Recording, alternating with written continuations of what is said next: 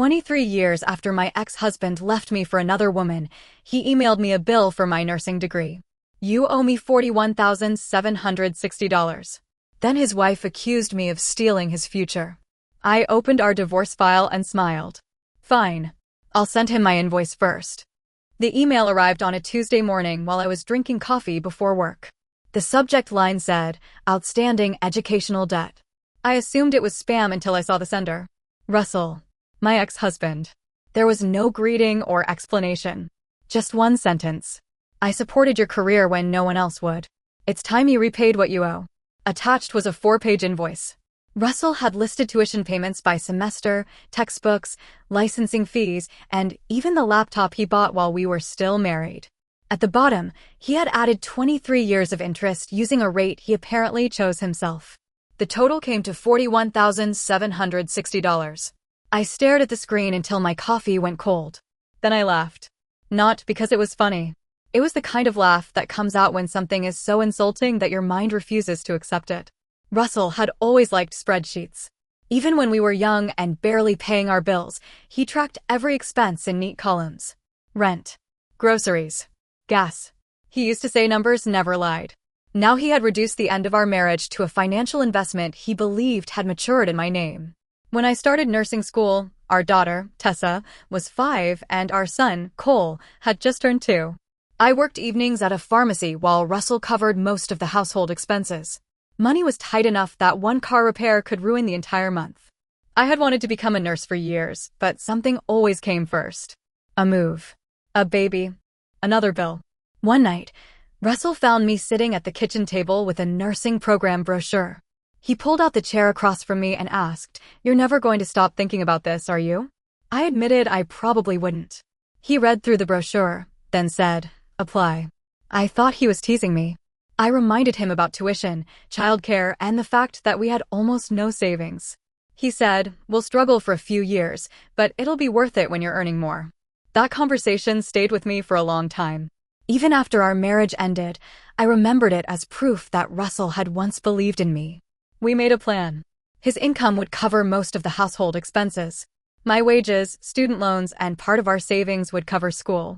My mother, Joyce, rearranged her part-time schedule to help with the children during classes and clinical rotations. Russell promised to handle more at home in the evenings. I thought that was what marriage was supposed to be. One person carried more for a while because both people were building the same future. The first year was exhausting, but manageable. I woke before 6, got the children ready, attended classes, came home, cooked dinner, and then left for work.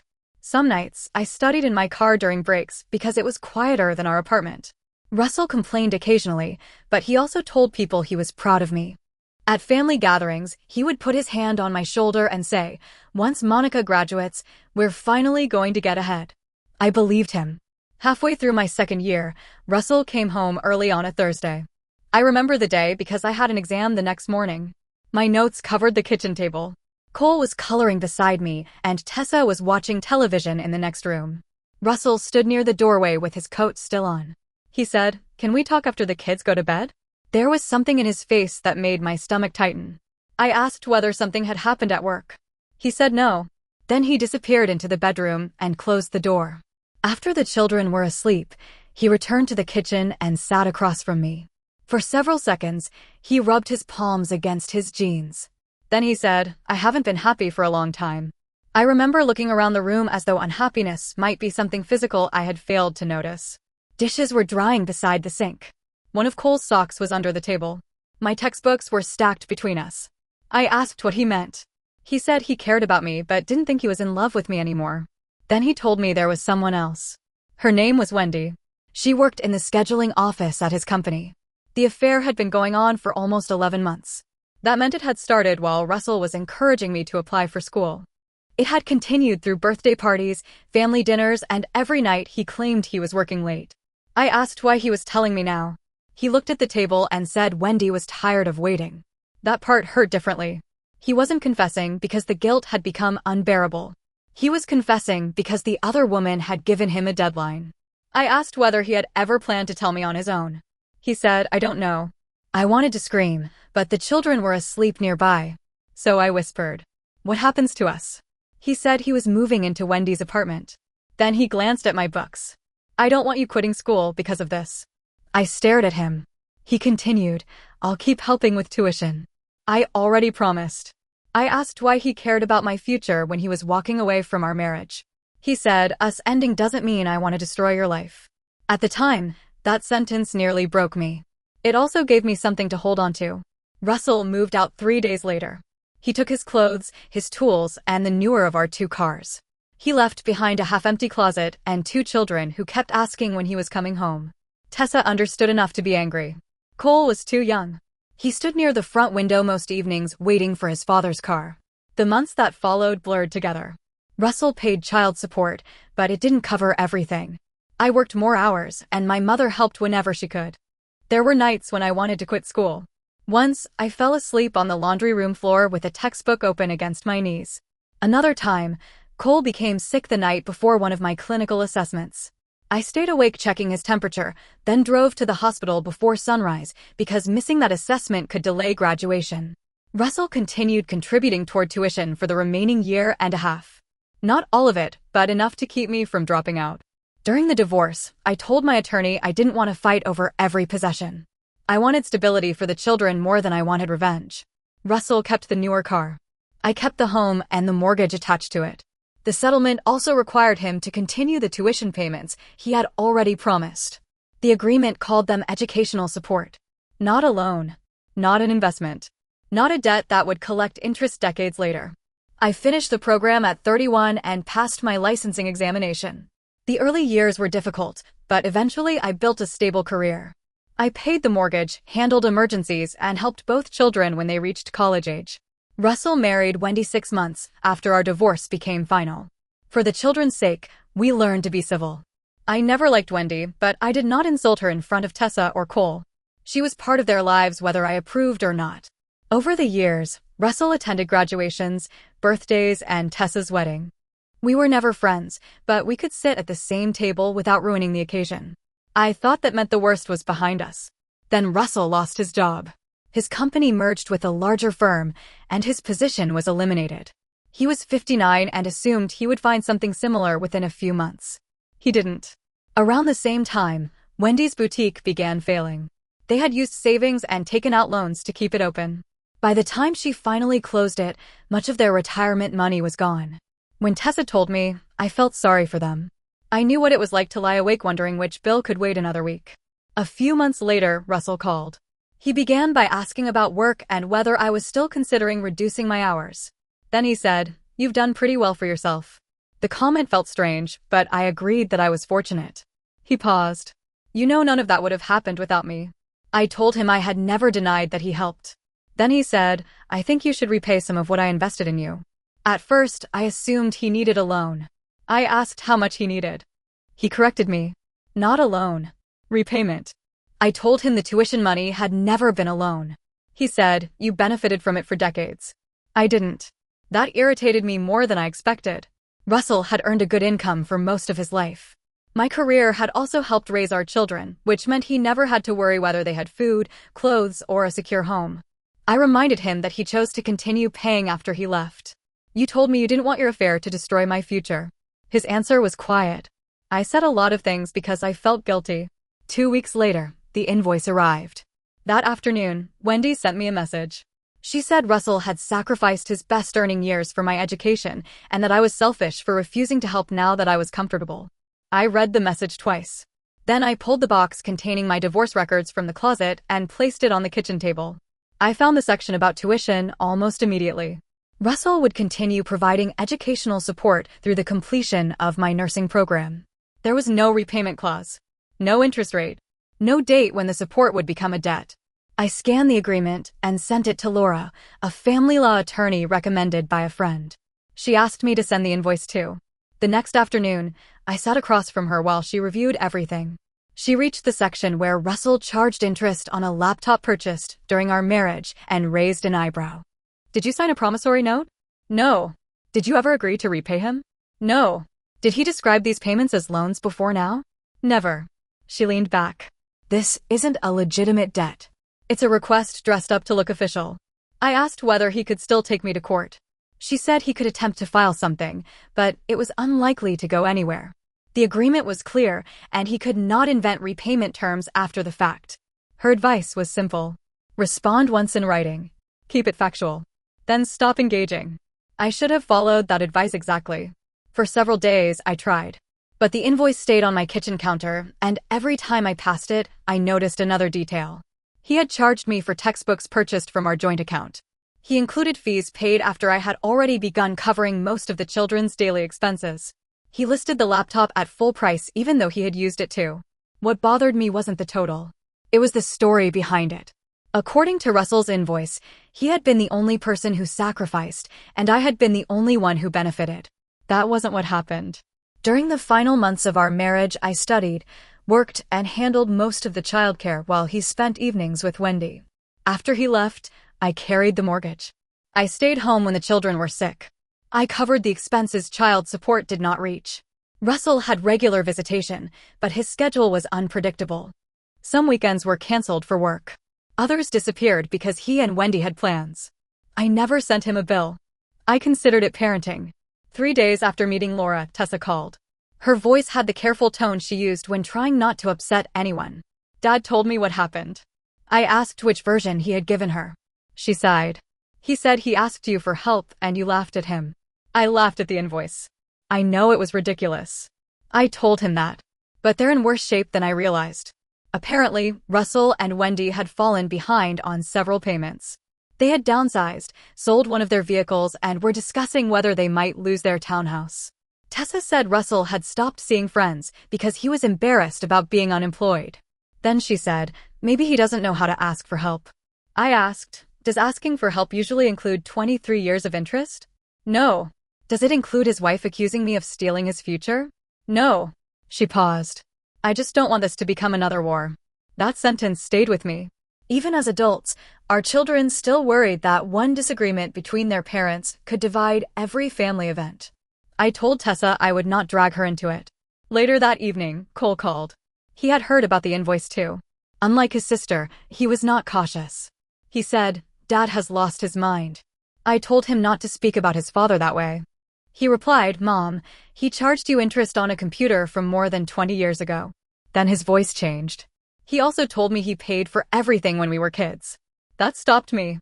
Cole explained that Russell had been telling people my career existed entirely because of his sacrifice. He claimed he had supported 2 households while I built a comfortable life. The story wasn't completely false. That was what made it convincing. Russell had helped. He had paid child support and worked long hours. But he had erased every part where I carried the children, the home, and the consequences of his choices. After the call, I reopened the document box. This time, I looked through old calendars and receipts. I found records of missed weekends, medical bills, and school expenses. I had paid most of Tessa's final year of college after Russell said his money was tied up in Wendy's boutique. When Cole completed his technical training, I helped him with the deposit on his first home because Russell said he could not contribute. None of that made Russell a terrible father. He attended important events.